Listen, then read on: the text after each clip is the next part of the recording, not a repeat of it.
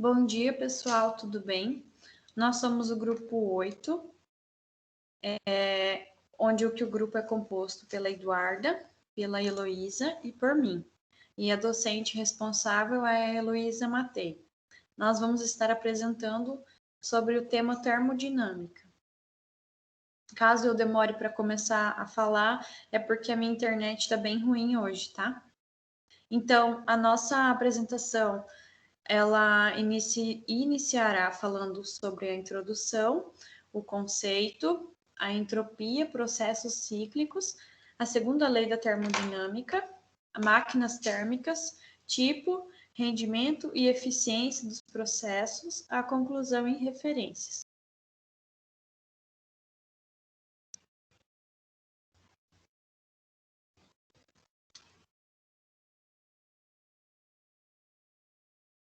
Bom, a termodinâmica, ela é uma área da física que estuda diversos fenômenos e sistemas físicos complexos, em que podem ocorrer trocas de calor, transformações de energia e variação de temperatura. Ela é regida por 4 leis: a entropia, temperatura, calor e volume, que nos permitem descrever diversos sistemas por meio de variáveis como a pressão, o volume, a temperatura, calor e entropia.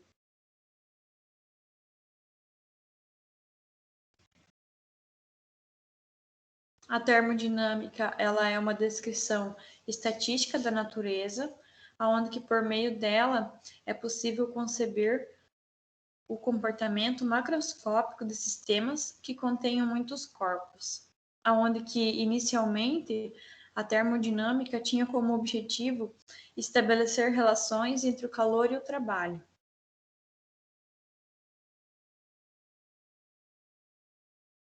A entropia, ela é uma grandeza física capaz de medir a multiplicidade de estados e a quantidade de energia indisponível em um sistema físico termicamente isolado.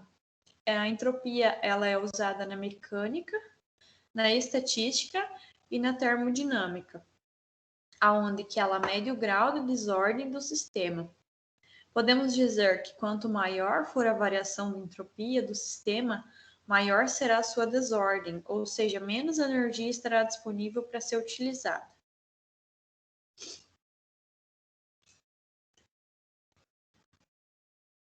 A entropia ela está relacionada à espontaneidade de um processo físico ou químico. E sempre que o processo acontecer espontaneamente, a entropia aumentará, a entropia do sistema aumentará. Isso significa que ficará menos organizado ou mais aleatório.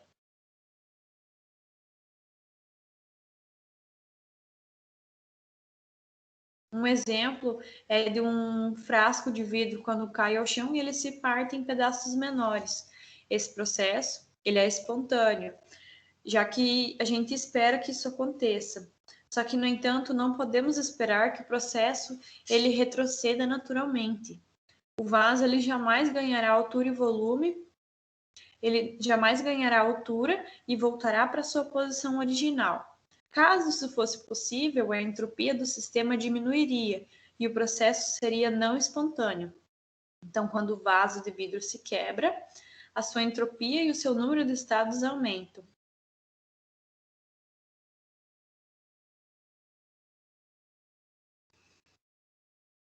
O conceito da entropia é a aleatoriedade e o número de número de estados ou configurações possíveis. Assim, então, quanto maior for a entropia do sistema, maior será o número de estados possíveis, bem como a sua aleatoriedade.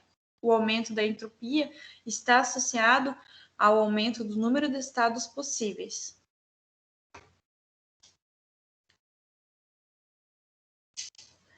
Outro exemplo é um perfume. Quando nós aspergimos o conteúdo do frasco, as suas moléculas são difundidas pelo ambiente e se espalham com inúmeras distribuições de velocidade, posições e temperaturas aleatórias. E com isso ocorre o aumento do número de estados das moléculas do perfume, e o qual nunca diminuirá por conta própria.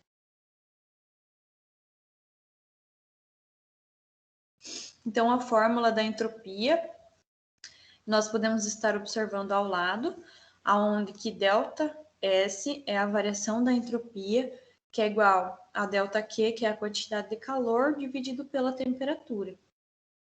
Analisando essa fórmula, a gente pode perceber que durante o processo isotérmico, ΔQ é menor que zero, é quando o sistema perde calor, a sua entropia diminui. Quando um sistema recebe calor, a sua entropia aumenta, que é ΔQ maior do que zero. E por fim, quando um sistema não realiza trocas de calor, a sua entropia permanece constante, aonde que ΔQ é igual a zero.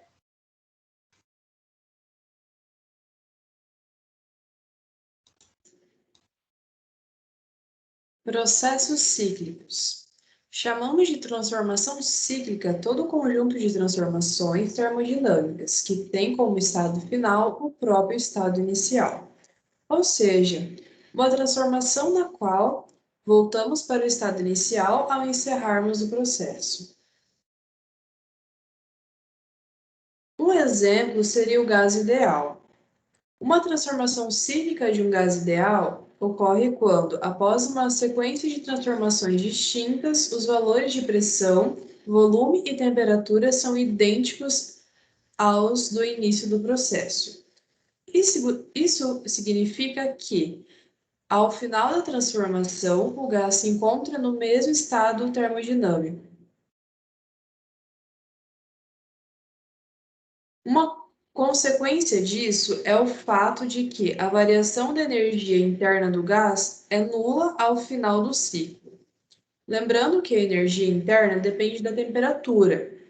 Se as temperaturas iniciais e finais são iguais, a mesma coisa acontece com a energia interna, ou seja, a quantidade de calor trocada no ciclo é igual ao trabalho exercido pelo gás. Assim, teremos duas opções. Temperatura do ciclo que for maior, que seria a fórmula, né? A temperatura do ciclo que for maior que zero, ou seja, se cedermos calor ao gás, ele realizará o trabalho. E a outra seria, se a temperatura do ciclo for menor que zero, ou seja, se realizarmos trabalho sobre o gás, ele perderá calor. Se tivermos um ciclo no sentido horário, o módulo dos trabalhos durante as extensões é maior do que os módulos dos trabalhos nas contrações, resultando um trabalho positivo que pode ser calculado através da área do ciclo. Ao contrário, se tivermos um ciclo no sentido anti-horário, o módulo dos trabalhos durante as contrações é maior que o dos módulos dos trabalhos das expansões, resultando um trabalho positivo que pode ser calculado através da área do ciclo. Da mesma forma que quando falamos de calor total associado à transformação cíclica, estamos falando de saldo de calor.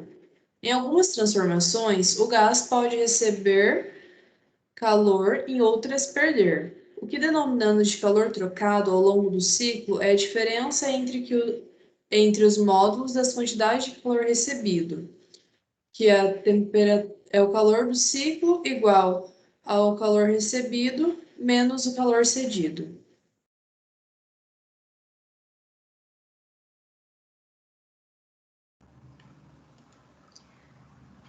Segunda lei da termodinâmica. Ela é a área da física que estuda as relações existentes entre a energia térmica e a energia mecânica. De acordo com a primeira lei da termodinâmica, sabemos que o calor pode ser transformado em trabalho e vice-versa, através de diversos processos. Uma das principais aplicações da termodinâmica são as máquinas térmicas.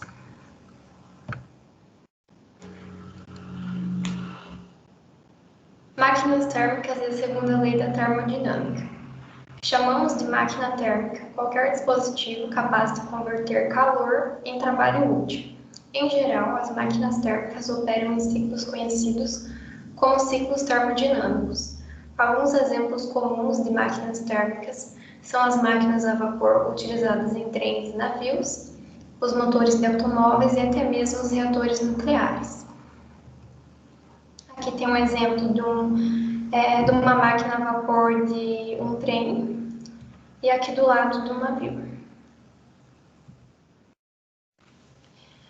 Por exemplo, no motor do automóvel. No interior desse motor ocorre uma reação de combustão envolvendo o combustível, que é a gasolina, por exemplo. Essa reação ela é extremamente exotérmica, ou seja, ela vai liberar muito calor. A principal função do motor é converter esse calor em trabalho útil, que é o que proporciona a tração das rodas e, consequentemente, o movimento do automóvel. Mas será que todo o calor que é gerado pela essa combustão é convertido em trabalho útil? A resposta é não. Aqui tem uma foto do motor. Por que não?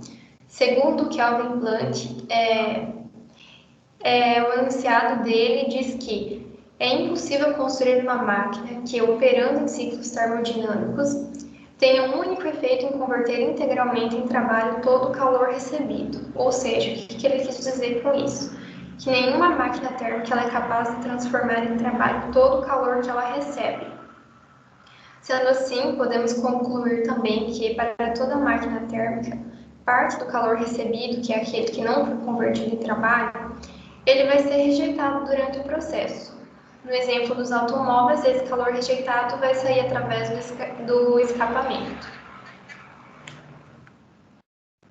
Conservação da energia em máquinas térmicas. Podemos nos utilizar do princípio da conservação da energia para relacionar o calor recebido, representado por Q1, e o calor rejeitado, representado por Q2, e o trabalho útil representado pela letra T, gerado por uma máquina térmica da seguinte maneira. Então, essa é a fórmula, onde T é igual a Q1 menos Q2. Ou seja, o trabalho útil gerado por uma máquina térmica é equivalente à quantidade de calor recebida menos a quantidade de calor rejeitada. Chamamos de fonte quente a região que fornece o calor à máquina. Já a fonte fria, ela vai ser a região para onde o calor vai ser rejeitado. É importante lembrar que para toda máquina térmica, a temperatura T1, que é a fonte quente, ela vai ser sempre maior que a temperatura T2, que vai ser a fonte fria. O rendimento das máquinas térmicas. Para entender a eficiência de uma máquina térmica, utilizamos um índice chamado de rendimento. De forma geral, o rendimento, expresso pela letra N de uma máquina térmica, equivale à razão entre o trabalho útil, representado pela letra T, gerado, e o calor, que é representado pela letra Q1, recebido da fonte quente. Substituindo o trabalho da fórmula acima pela expressão dada anteriormente, que é T igual a Q1 menos Q2, encontramos uma segunda fórmula para o cálculo do rendimento. O ciclo de Carnot. Em 1824, um jovem engenheiro francês chamado Nicolas Leonard Sade Carnot propôs uma máquina térmica teórica ideal, ou seja, uma máquina que teria o maior rendimento possível dadas as temperaturas das fontes. Para tal, essa máquina deveria seguir um ciclo termodinâmico específico, o chamado ciclo de Carnot. Para um caso ideal, o ciclo de Carnot ele é composto de duas transformações isotérmicas e duas transformações adiabáticas, representadas pelo gráfico ao lado. Nesse ciclo, os calores trocados com as fontes e as temperaturas absolutas, que são dadas em Kelvin, dessas fontes, elas possuem uma relação de proporcionalidade. Dessa forma, podemos calcular o rendimento de uma máquina que segue o ciclo de Carnot, sabendo apenas as temperaturas das suas fontes. Porém, essas temperaturas elas sempre devem estar na unidade de Kelvin. Segundo o postulado de Carnot, ele dizia que nenhuma máquina operando entre duas temperaturas fixadas pode ter rendimento maior do que uma máquina ideal de Carnot, que opera entre essas mesmas temperaturas. Note também que esse rendimento máximo nunca atinge o valor 1, ou seja, ele não viola a segunda lei da termodinâmica. Para tal, a temperatura da fonte fria teria que ser 0 Kelvin, ou seja, o zero absoluto. Mas isso é impossível, pois nenhum sistema físico ele pode de fato atingir essa temperatura.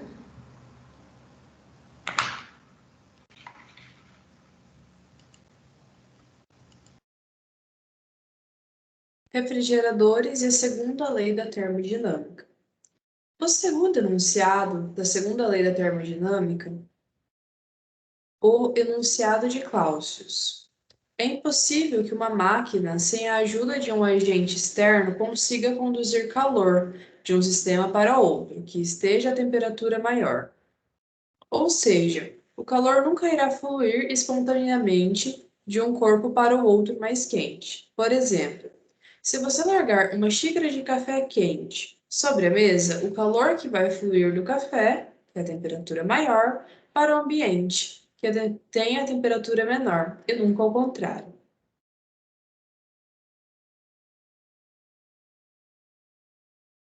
Um ar-condicionado, por exemplo, remove o calor do interior de um cômodo e libera calor no exterior. E isso não viola a segunda lei da termodinâmica, pois esse processo não é espontâneo, e sim forçado.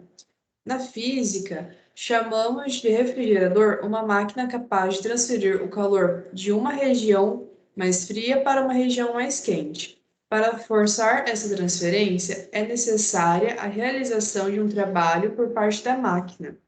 E por essa razão, que os ar-condicionados e geladeiras precisam estar conectados na tomada. Eles utilizam energia elétrica para realizar esse trabalho. Aqui nós temos a representação de uma geladeira e as partes de como ela funciona. Podemos analisar a conservação da energia em refrigeradores pela seguinte fórmula: Q2 igual a Q1 mais T. O calor, que é igual ao Q2, rejeitado na fonte quente, é equivalente à soma do calor, Q1, retirado da fonte fria, e do trabalho realizado pelo refrigerador. Ou seja, o Q2 será sempre maior que o Q1. Sendo assim, se você deixar a porta da geladeira aberta, a temperatura da cozinha aumentará ao invés de diminuir. Isso acontece porque porque mais calor está sendo introduzido no ambiente pela parte posterior do equipamento, que seria pela fonte quente, do que sendo removido pela parte da frente, que é onde é a fonte fria. O calor rejeitado na fonte quente equivale à soma do calor retirado da fonte fria e do calor aplicado pela máquina. Semelhante ao rendimento das máquinas, para os refrigeradores, temos um índice chamado de eficiência. Basicamente, quanto maior a eficiência de um refrigerador, menos trabalho ele precisar realizar para remover uma determinada quantidade de calor da fonte fria. Para encontrar o valor exato dessa eficiência, basta calcular a razão entre o calor retirado da fonte fria e o trabalho realizado pelo refrigerador, que seria a eficiência igual ao Q1 dividido por T. Substituindo o trabalho da fórmula acima por uma adaptação da expressão dada anteriormente, T igual a Q2 menos Q1, encontramos uma segunda fórmula para o cálculo de eficiência, que seria a fórmula A eficiência é igual a Q1 dividido por Q2 menos Q1.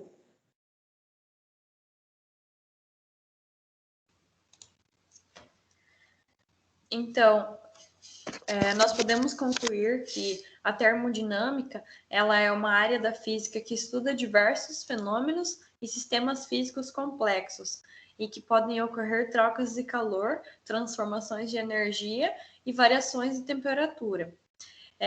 Esse tema ele trata das leis da termodinâmica que gerem as máquinas térmicas atuais ou ainda as máquinas frigoríficas, ampliando assim o conhecimento e descobertas acerca das mais diversas áreas científicas.